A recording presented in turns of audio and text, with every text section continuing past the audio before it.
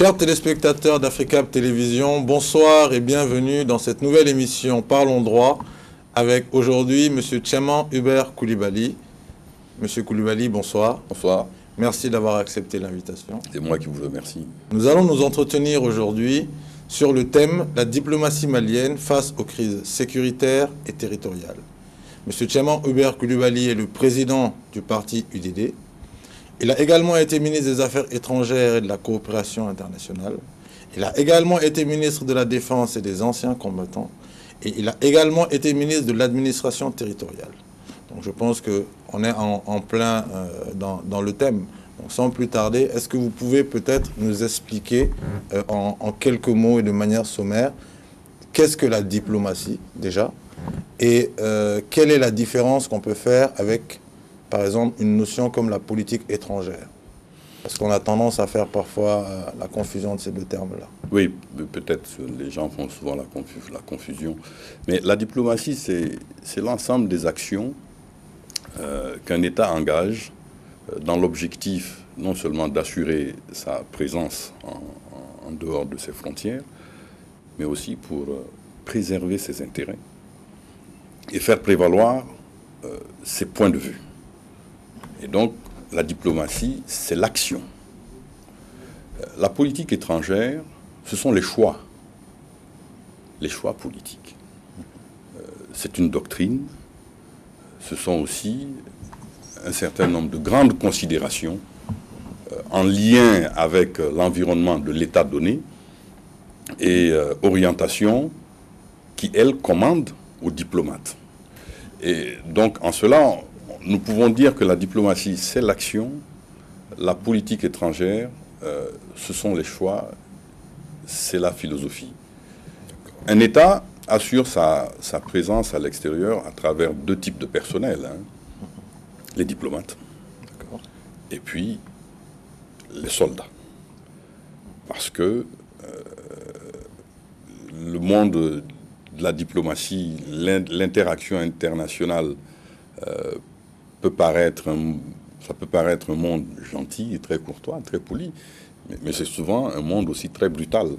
Et quand arrive le moment de déployer cette brutalité pour faire prévaloir les intérêts ou assurer les positions, donc là, ce sont les militaires qui entrent en jeu. D'accord. Et comme on l'a dit juste un peu plus tôt, vous avez eu à occuper des fonctions en rapport direct avec justement ces positions-là.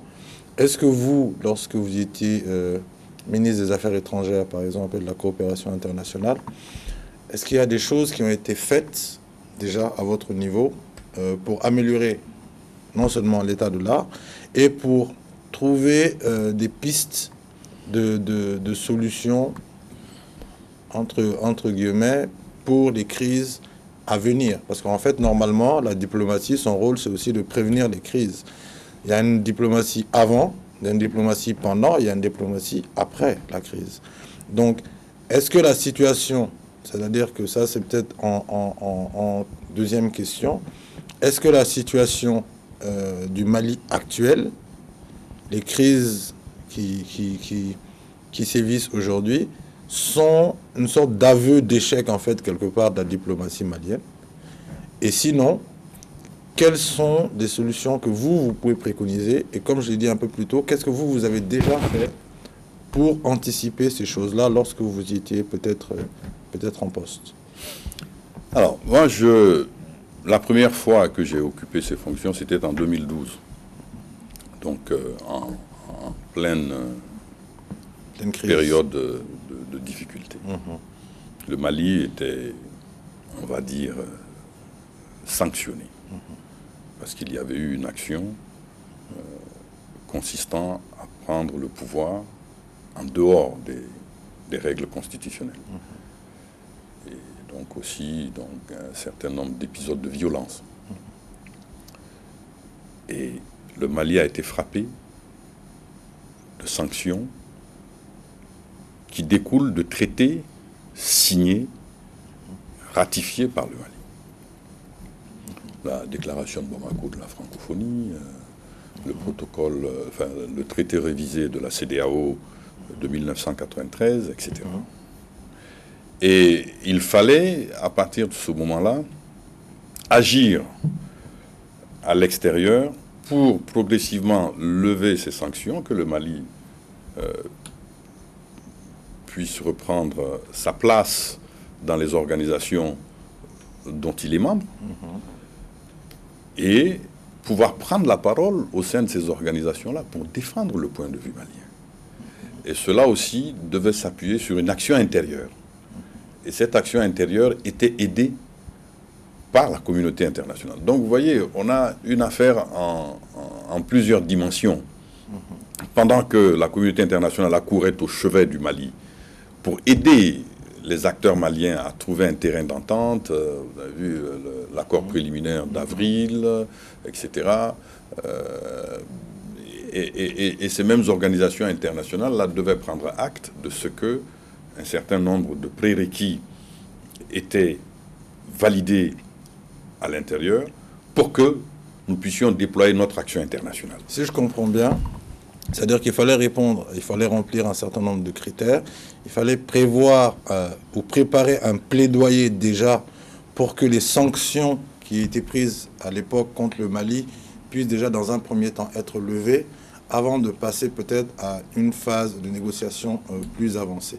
Mais ça, c'est peut-être ça, c'est effectivement au début, en 2012, mais par la suite, je sais qu'en 2017 aussi, si je ne me trompe pas, vous avez encore eu cette charge-là, et à ce moment-là, et entre les deux, qu'est-ce qui caractérise, quels sont les, comment dire, les avantages que peut utiliser nos diplomates maliens par rapport justement à déjà à notre culture aussi, hein, parce que la diplomatie, c'est un peu se vendre aussi à l'extérieur, c'est aussi de la représentation.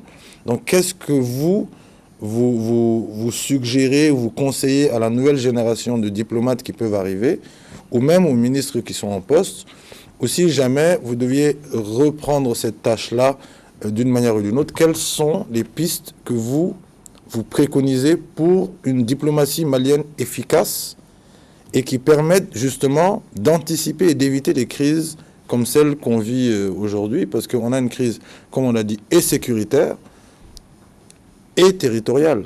Donc, tout n'est pas du fait du ministre des Affaires étrangères. Lui, à la limite, il doit coller les brèches. Mais qu'est-ce qui peut être proposé? Qu'est-ce qui peut être suggéré? Déjà, ce que vous devez savoir, la crise actuelle n'est pas terminée. Hein. Il faut continuer à la traiter pour la résorber. Les actions que nous allons poser aujourd'hui vont en effet déterminer notre demain. Donc, en 2012-2013, il fallait faire ce travail-là et organiser le soutien international au bénéfice du Mali. Le soutien politique, soutien opérationnel face au terrorisme, mais aussi, on n'en parle pas souvent, parce que l'action diplomatique porte aussi sur ce thème-là, le soutien économique.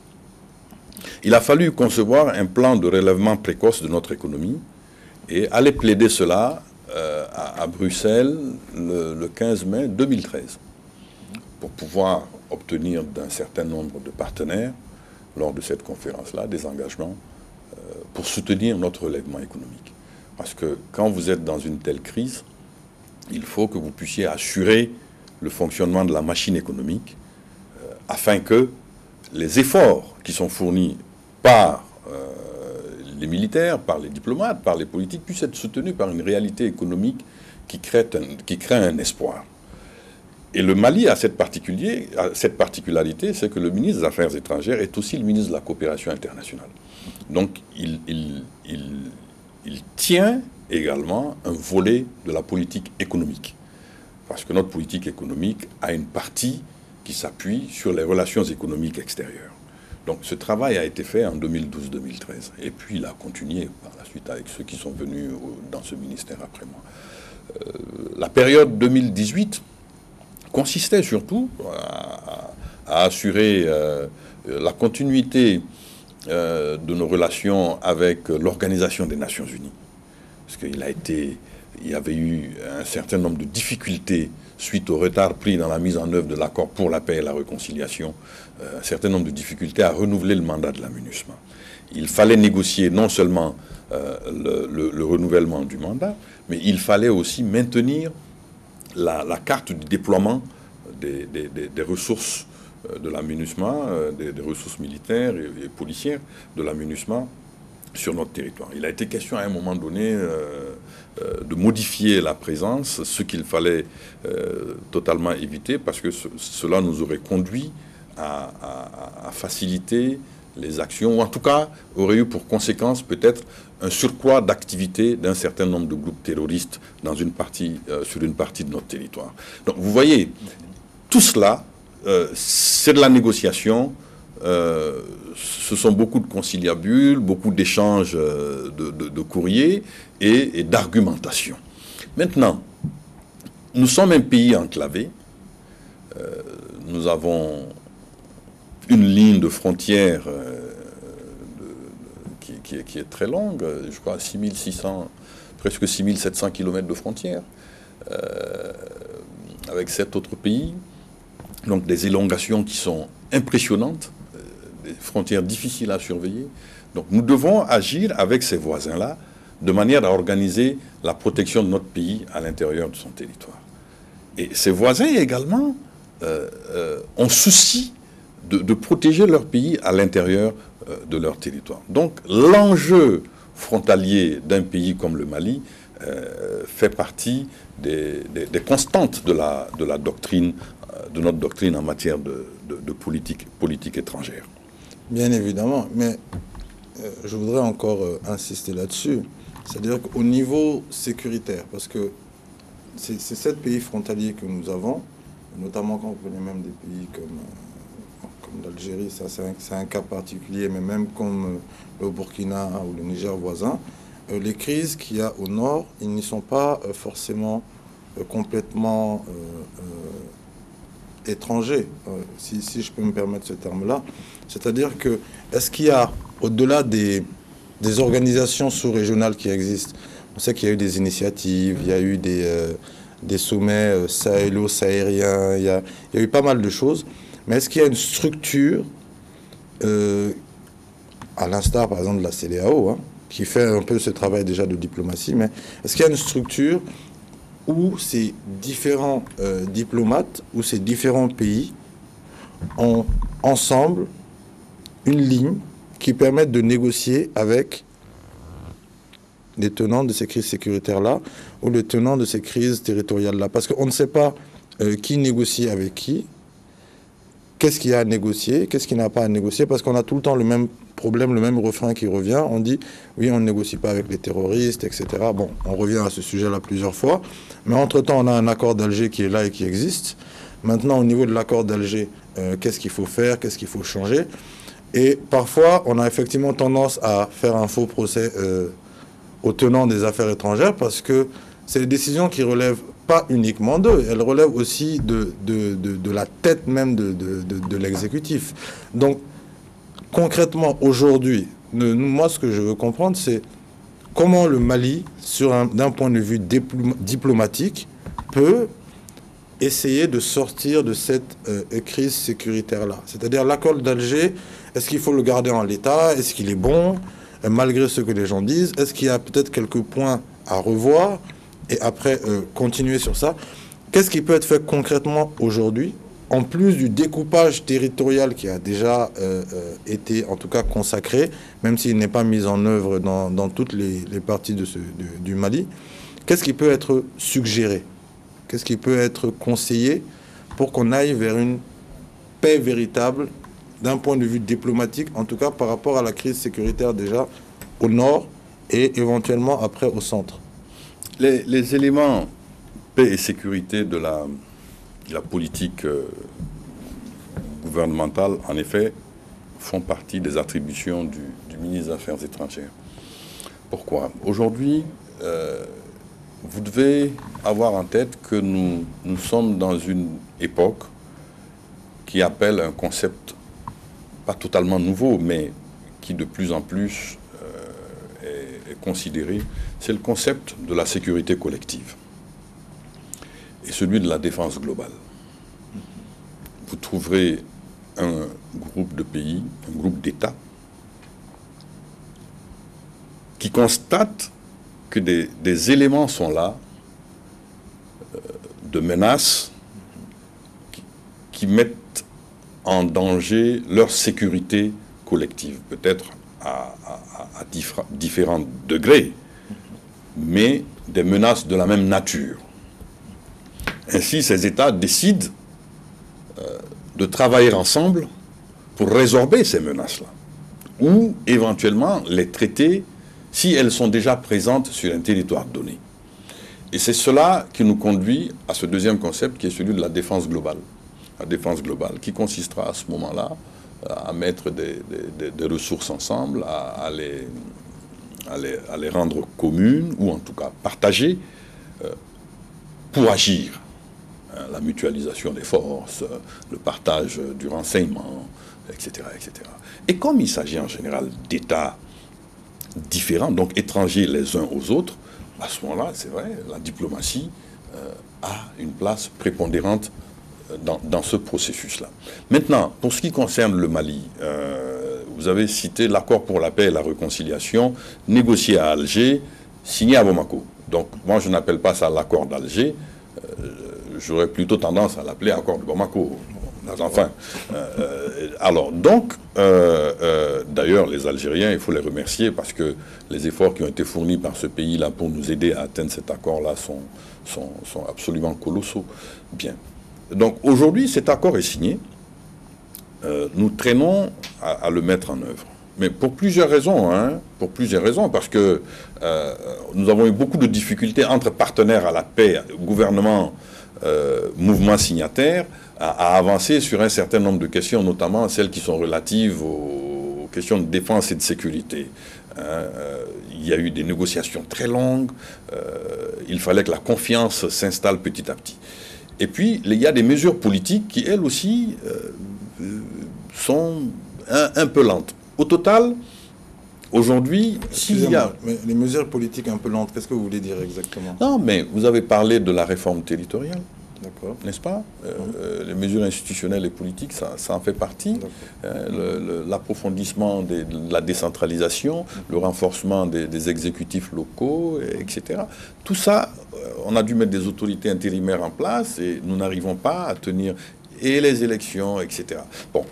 Il y a aussi une nécessité, et à l'époque, quand j'étais ministre de l'administration territoriale, j'ai beaucoup travaillé dans ce sens-là, qui consistait à dire aux mouvements signataires, vous devez désormais arrêter d'être des mouvements armés et devenir des mouvements politiques, revendicatifs, inscrits dans l'action politique nationale, que vous soyez reconnu comme parti politique et que vous battiez dans l'ensemble national pour défendre ce que vous croyez être juste pour le Mali. Pas simplement pour le nord du Mali, Kidal, Taoudeni, Tombouctou, Menaka ou Gao, non, mais pour l'ensemble du Mali.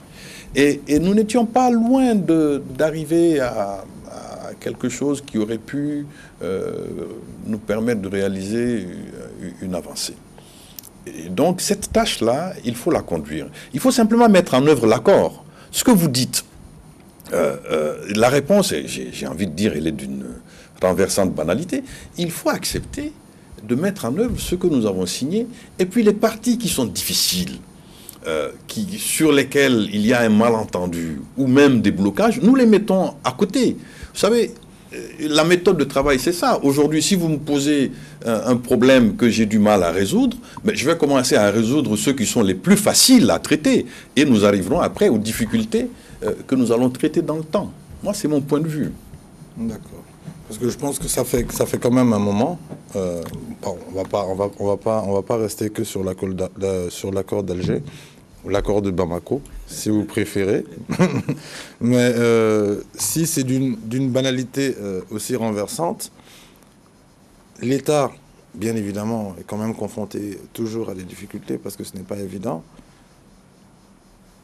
Qu'est-ce qui peut, encore une fois, être fait pour faciliter ces choses-là? C'est-à-dire que d'un point de vue diplomatique, c'est-à-dire que est-ce qu'il faudra faire une diplomatie économique comme ça s'est déjà fait, voire avec des partenaires pour créer des zones de développement, par exemple au nord, parce qu'on dit que c'est aussi un problème de développement.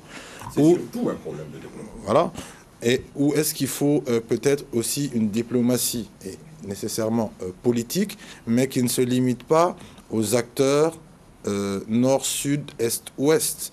Que ce soit quelque chose où peut-être nos partenaires, éventuellement, justement, sont concernés aussi et peuvent jouer de leur poids. Parce que, moi je suis désolé, un acteur comme l'Algérie, ils ont fait beaucoup d'efforts pour l'accord.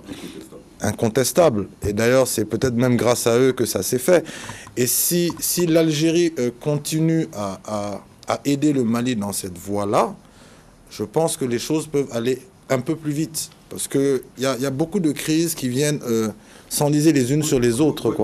Voyez-vous, l'Algérie n'est pas seule dans cette affaire. Il y a l'Algérie, il y a d'autres États, et puis il y a le Mali lui-même, n'est-ce pas? Donc, il ne faut pas se défausser de ses responsabilités. Il y a l'annexe 3 de l'accord qui traite d'un certain nombre de questions économiques. Et il faut, quand vous aurez le temps, il faudra peut-être visiter, lire un peu ce document-là. Il est long, donc je ne peux pas le détailler ici, mais qui fixe un certain nombre d'idées, de priorités, peut-être même de projets, qu'il faut maintenant transformer en programme d'action. Alors, et ça, ce n'est pas de la diplomatie, c'est la prise en charge de questions intérieures. Maintenant, là où la diplomatie va intervenir, c'est peut-être pour mobiliser les ressources afin de pouvoir réaliser un tel programme. Vous voyez, la question de l'eau, hier simplement, je parlais avec un éminent responsable d'un des mouvements signataires, je parlais de la question de l'eau à Kidal. Ça fait trop longtemps que le Mali est face à cette question-là. Et j'ai constaté qu'au Niger, les populations donc, voisines, qui sont des communautés touareg et arabes, ont pu, grâce à des actions en faveur de la maîtrise de l'eau, des forages de très très grande profondeur, accéder à l'eau, pouvoir devenir des agriculteurs. Et donc, il y a des Touaregs agriculteurs au Niger qui exportent des oignons, qui exportent de la pomme de terre et qui exportent, je crois même, de la tomate jusqu'au Cameroun. Et donc, nous devons, nous inscrire dans le même genre de... Si vous savez, quand quelqu'un a du travail et qu'il gagne sa vie, il ne prendra pas d'armes. N'est-ce pas? Quand vous avez votre lopin de terre et que, bon an, mal an, vous faites de l'oignon, vous faites de la tomate, etc., vous gagnez votre vie dignement, vous n'avez pas besoin de vous inscrire dans une action revendicative armée. C'est logique, enfin, en tout cas. Après, il y a le volet terrorisme, on n'en a pas parlé, il y a le volet trafic de drogue, il y a le volet criminalité transfrontalière. Ça aussi, c'est un élément complicateur. Si le mot existe, c'est bien. S'il n'existe pas, je viens de l'inventer, n'est-ce pas, qui fait que notre situation est un peu plus complexe. Mais l'action économique, je le répète, au début, je vous l'ai dit, nous avons travaillé là-dessus en 2013, l'action économique est essentielle dans la pacification et la mise en œuvre de l'accord pour la paix et la réconciliation. Et il y a l'annexe 3 qui détaille un certain nombre de projets là-dessus. D'accord. Malheureusement, on arrive déjà à terme. Votre émission est trop courte. Ah oui, oui.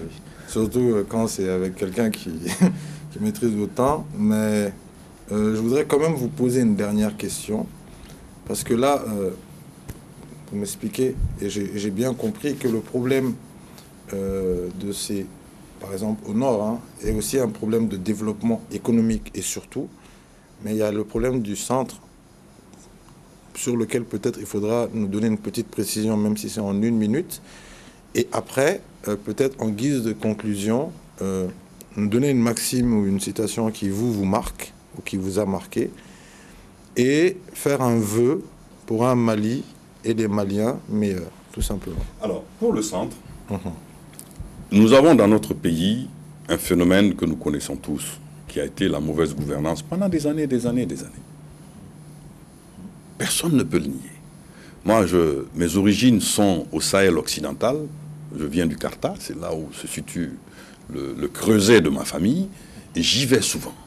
J'y vais souvent, je vais à Diema, je vais à Bema, je vais à Fasoudébé, je vais à Debo, etc., etc. Et je vois souvent des rapports extrêmement difficiles entre les citoyens et notre administration. Et c'est pareil dans le centre. Et donc, tout cela a affaibli l'État malien pendant des années.